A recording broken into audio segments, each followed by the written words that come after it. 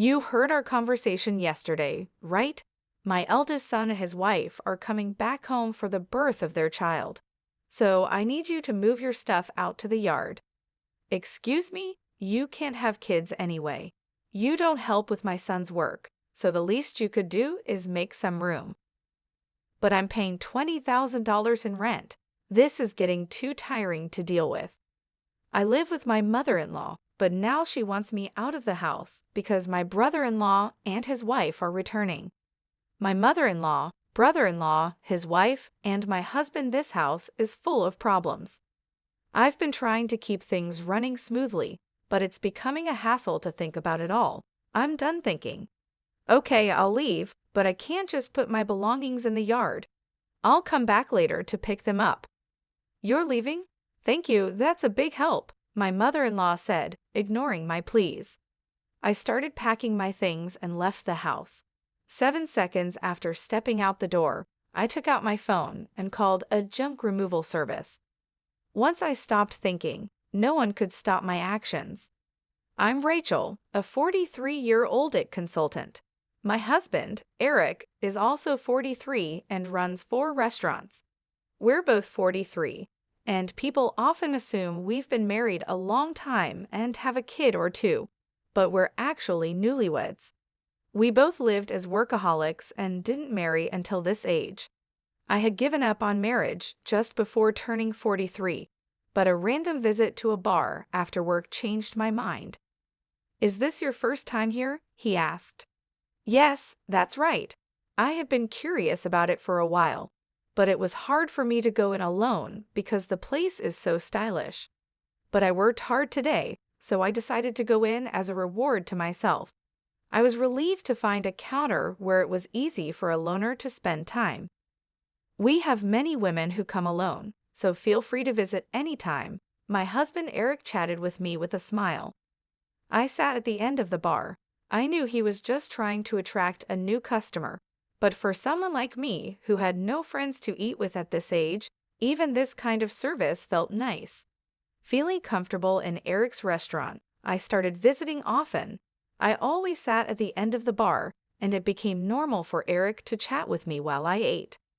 What does an IT consultant do? He asked. I introduce it to companies and do strategic planning. I've worked with restaurants too.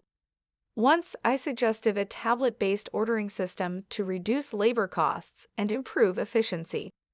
Oh, the system that's become common? How much does that cost?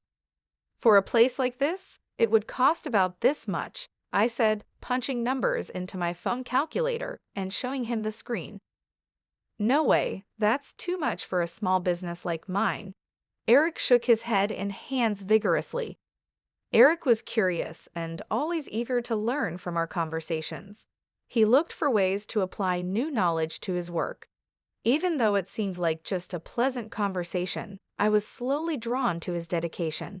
Likewise, Eric grew fond of me, seeing that I was hardworking. I'm always busy with work and can't talk much. How about we go out for dinner sometime? Excited about the chance to dine with a restaurateur, I eagerly agreed. I was thrilled to be asked out, but saying something so girlish at nearly 43 would be embarrassing, so let's just leave it at that. My husband didn't just ask me out that one day. He continued to invite me out for meals occasionally. It's natural for adult men and women who frequently dine together to develop a romantic relationship. We started dating, and 3 years later, as we both turned 43, we decided to get married. Feeling shy about being a bride at 43, I asked my husband to skip the wedding ceremony. We just took some photos of us dressed up. After we got married, I moved from my apartment to my husband's house. His house is a 4-story building with a garden and parking, located in a high-end area. The rent is apparently around $2,000.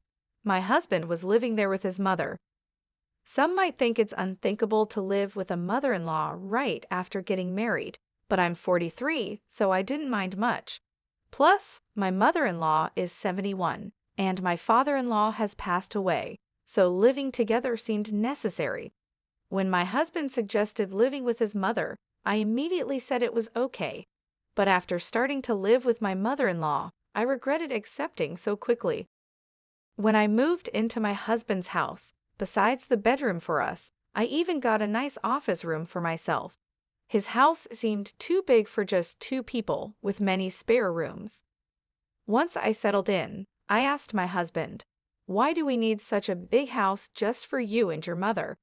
He replied, "I have a brother 4 years older than me. He left home after college, and we've mostly lost touch. He hasn't been home at all, and it's been a few years since I've heard from him. He's been moving from job to job and place to place.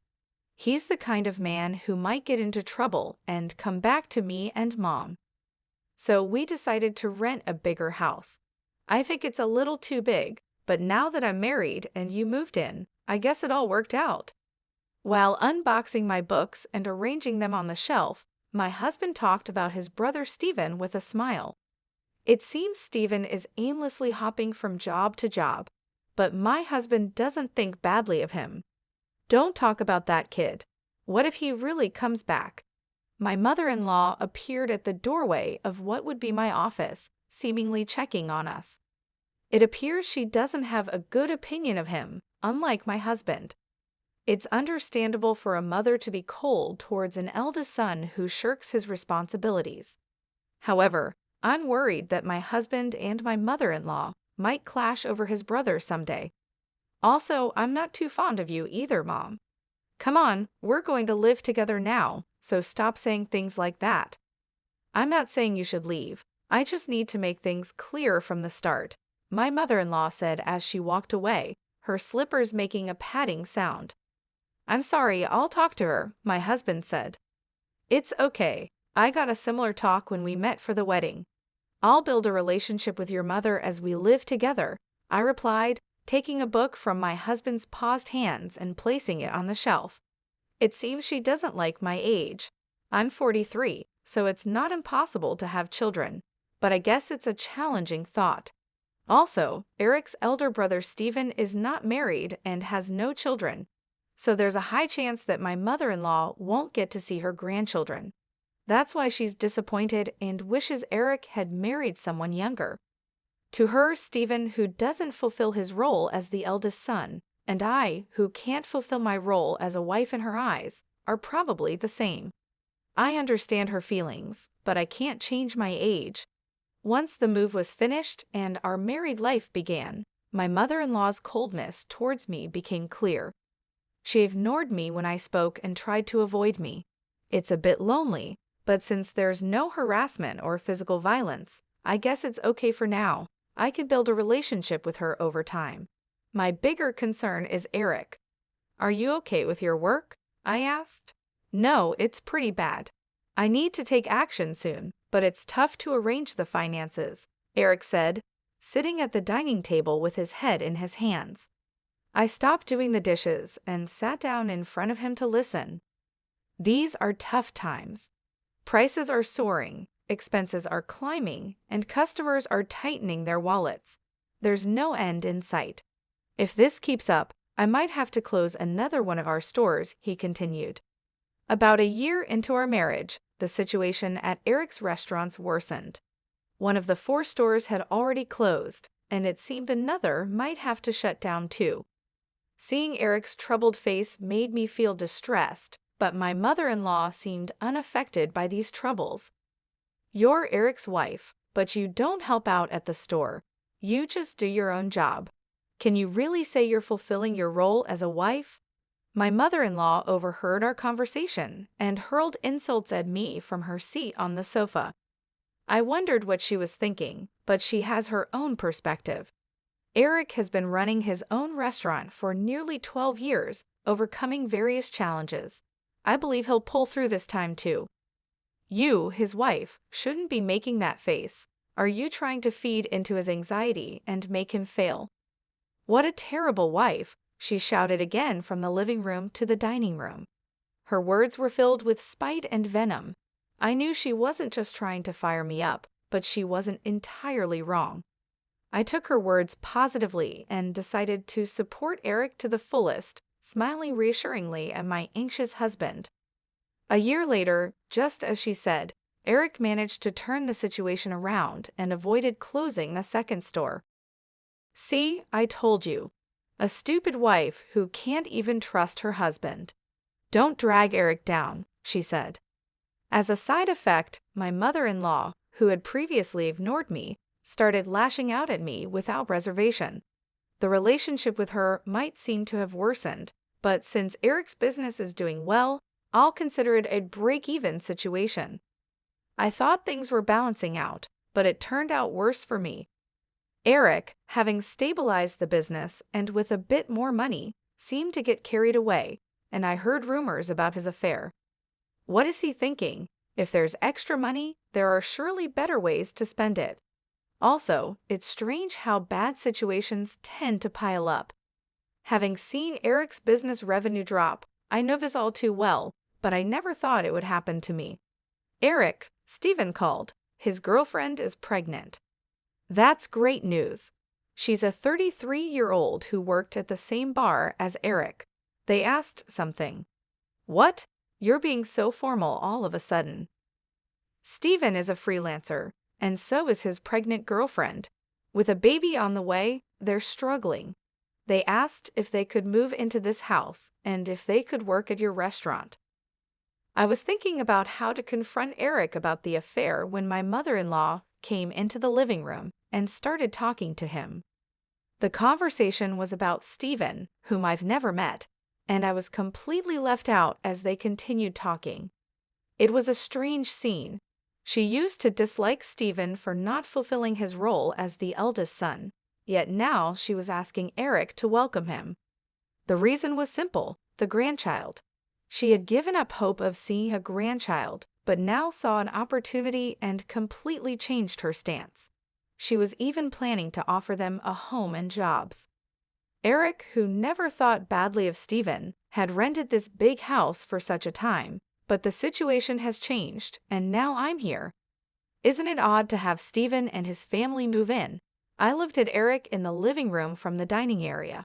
He was looking back at me with a clearly troubled expression. Come on, it's a good thing.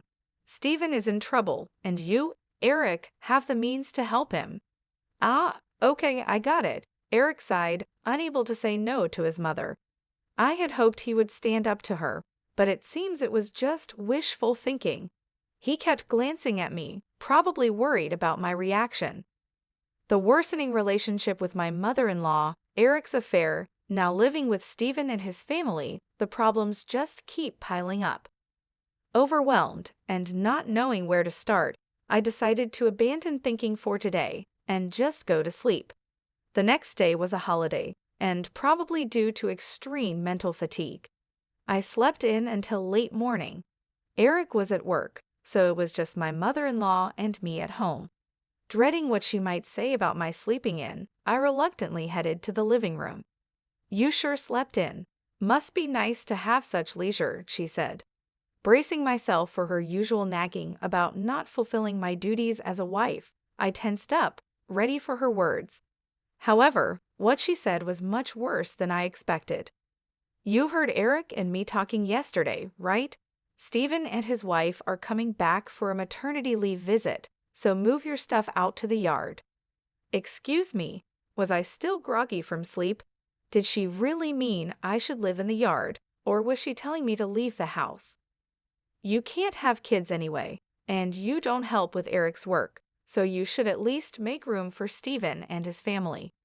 We have 2 spare rooms left, so if you leave and your office is free, we can have a bedroom and a nursery for Stephen's family and a storage room for their stuff.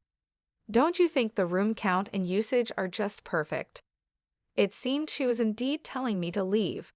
A storage room for Stephen's family. I'm being kicked out to make room for something that doesn't even seem necessary. Originally, I was allowed to use the office because there were spare rooms. I don't mind losing the office. A bedroom for Eric and me is enough. Stephen's family can live here without me leaving. Realizing that my mother-in-law now sees no reason for me to be in this house as a wife, since she can see her grandchild, I thought about the $20,000 I was paying in rent. I'm too tired to deal with all this. I decided to clear my mind and rest. silent with my mother-in-law. The only sound in the living room was the ticking of the clock. Okay, time to leave.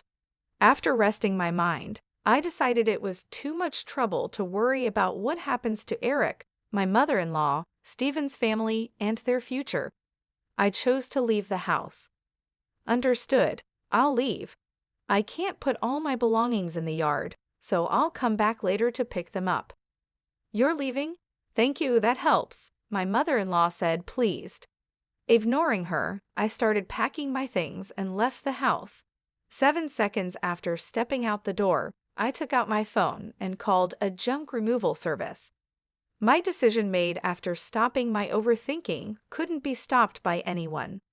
Let them all regret this choice later. I left the house. I decided to stay at a hotel for a while. I had called the junk removal service, but they needed some time to prepare. This worked out since I wanted some time too. 3 weeks after leaving, I rented an apartment and started living alone. I haven't heard from Eric since then. He probably thinks I'll come back eventually. The thought of Eric taking the current situation lightly infuriates me. However, today is the day after his restaurant's day off. I expect a call from Eric when he visits the restaurant for lunch prep. Hey, what's going on here? The restaurant is completely empty, just as I thought, Eric called. I could explain over the phone, but it would be more efficient if your mom was there too. I'm heading to the house now. Can you come back? You can't open the restaurant anyway, right? I couldn't help but laugh before hanging up, amused by Eric's reaction. He must be quite shocked. Still chuckling, I started getting ready to leave. When I arrived at the house, my mother-in-law started yelling at me. What on earth is this? The restaurant's fridge, cooking equipment, tables, all the important stuff is gone. You did this, didn't you? Do you think you can get away with this for free? It seems Eric had explained half of the situation. There was an unfamiliar couple in the living room, apparently Stephen and his wife.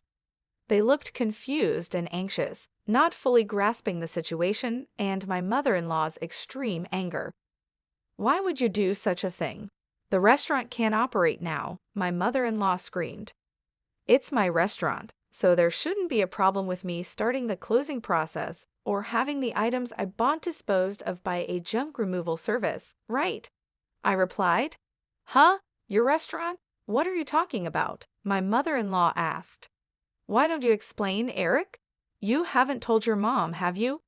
You remember that I still have the main restaurant and the second branch, and the second one was in a financial crisis, right? Yes, of course. You worked hard to turn it around, changing the tables, chairs, signboard, the restaurant's atmosphere, bringing in new cooking equipment, expanding the menu, and replacing the fridge and freezer to accommodate the new menu, right? Well, about that, Rachel actually paid for those expenses. What? What do you mean? Hearing Eric's words, my mother-in-law looked perplexed. She seemed to be trying hard to understand, but probably lacked the full information to grasp everything. Eric continued looking uncomfortable, like he was holding back from saying more, but it was clear this was going nowhere. I decided to explain everything. Before turning 43, I was single and working in it consulting. We didn't have a wedding ceremony, nor did we buy a new house after getting married, so I had saved up quite a bit of money. I lent Eric $400,000 to help turn around his struggling second restaurant branch. $400,000, but you can't just hand over such a large amount of money to your spouse, right? That's why I decided to buy the rights to the second branch and become its owner. I left most of the management to Eric, so there wasn't much for me to do as the owner. The only change was that Eric shifted his focus from the main branch to the second one for its recovery. When Eric's restaurant was in crisis, I showed my concern alongside him. It was when my mother-in-law yelled at me for not showing enough trust in my husband that I decided to support Eric to the fullest. My form of support was giving him the money I had saved during my single years. Eric, is this true? She asked. Yeah, it's true. She said it was okay if I failed and wasted the $400,000. She gave me the money, but since it was such a large amount, if it was going to fail anyway, she suggested becoming the owner. The plan was to pay back the borrowed $400,000 from the restaurant's earnings, but it was simpler for Rachel to become the owner and have the restaurant's income go directly to her. It also meant that she could decide whether to close the restaurant or not. It's a lie. Can something like that really happen? My mother-in-law exclaimed. I understand it's hard to believe hearing this all of a sudden. That's why I brought some evidence. I spread documents like the business license, transfer of rights agreement, and lease agreement on the table, proving that I was the owner of the restaurant. My mother-in-law's face turned red as she confirmed my name on those documents. Why didn't you say anything about this? You always talked about how you believed in Eric and how the restaurant was recovering, right? Even before we got married, you always encouraged Eric like that. He felt pressured by your words, but tried to live up to your expectations, not wanting to disappoint you as the head of the household. You're pretty cold to people like me and Steven who don't fulfill their roles, right? That's why Eric couldn't tell you he borrowed a large sum of money from me. He could have just told me, she protested. That's why Eric couldn't speak his mind, because she gets upset easily. People like my mother-in-law often don't realize they're putting pressure on others. They might think it's just a small thing to say, but for the one under pressure, it's a huge burden, not something they can easily talk about. And even if they did speak up, she would likely be disappointed and start complaining. It was essential not to let Eric's spirit break under her constant jabs, especially when the restaurant was finally turning around. That's why I kept quiet too. But I really wished she had refused when Steven and his family were coming back. Probably Eric thought it was work-related and agreed without thinking much. Mom, Rachel, I'm sorry. This situation is my fault for not being decisive enough. If I had managed the restaurant well from the start, Rachel wouldn't have had to lend her money. And if I wasn't so weak, I could have told you the truth. If Rachel decides to close the restaurant, then that's it. But what about the part-time workers? My mother-in-law asked. Don't worry. In the past 3 weeks, I've already informed everyone about closing the restaurant, and they all understood. For those interested, I've arranged part-time work at other restaurants through my IT consulting contacts. That's a relief. That was my only concern. So everyone was in on this? Rachel showing me an empty restaurant as a surprise, and everyone keeping the closure from me? Eric, I'm sorry too. I've been pressuring you. And Rachel, I'm sorry for everything up to now.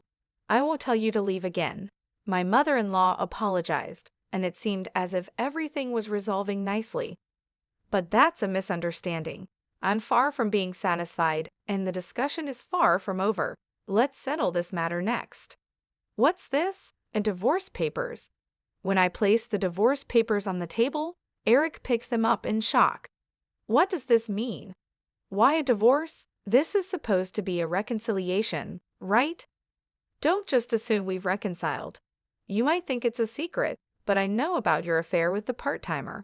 All the part-time workers knew about it too. That's just a rumor.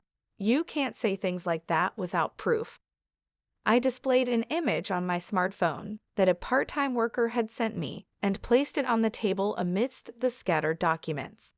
This is a photo of you entering a hotel. It was taken by one of the part-timers. If you leave the restaurant together and walk towards the nearby hotel district, anyone can take such evidence, not just the police or detectives. Did getting the second branch back on track give you too much confidence?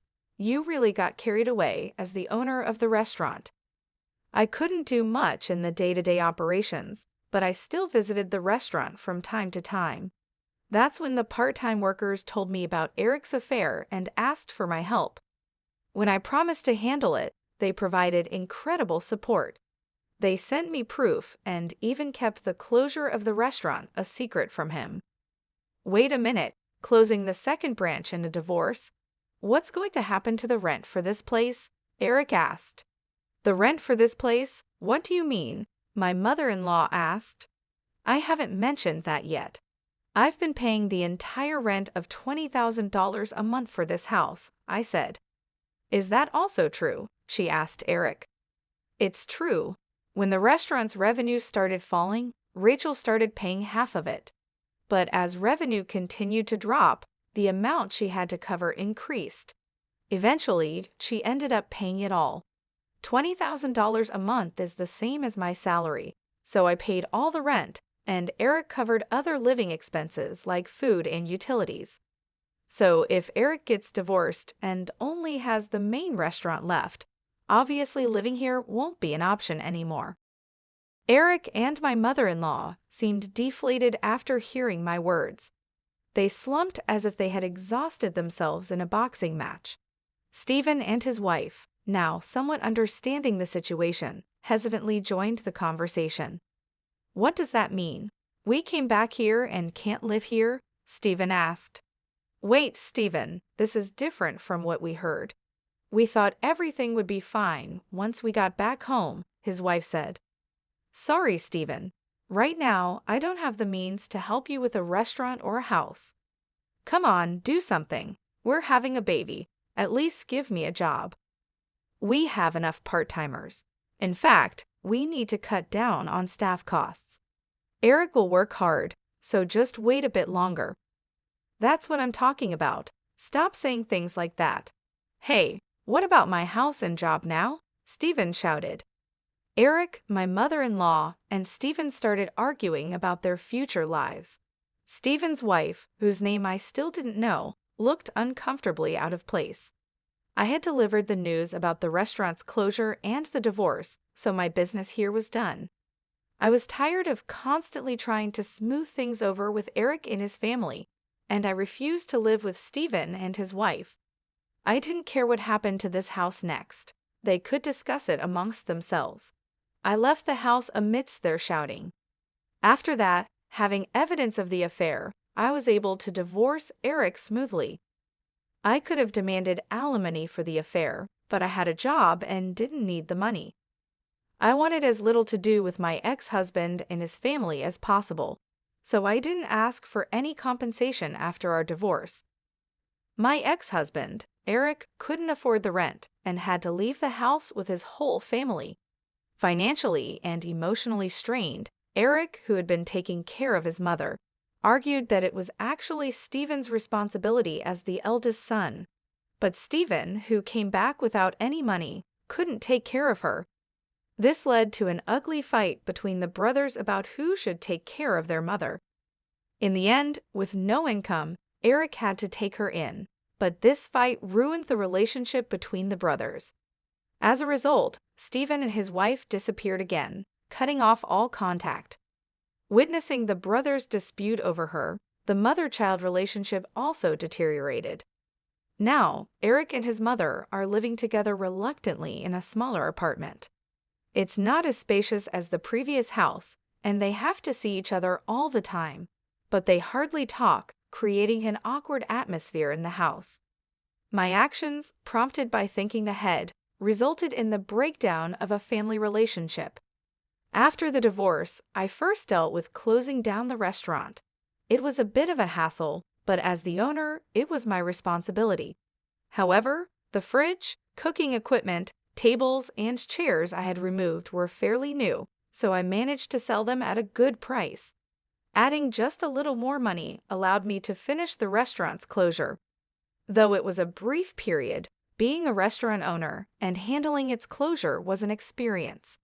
I believe these experiences will be useful in my consulting work someday. I guess work suits me better than marriage. Convinced of this, I continue to work hard today.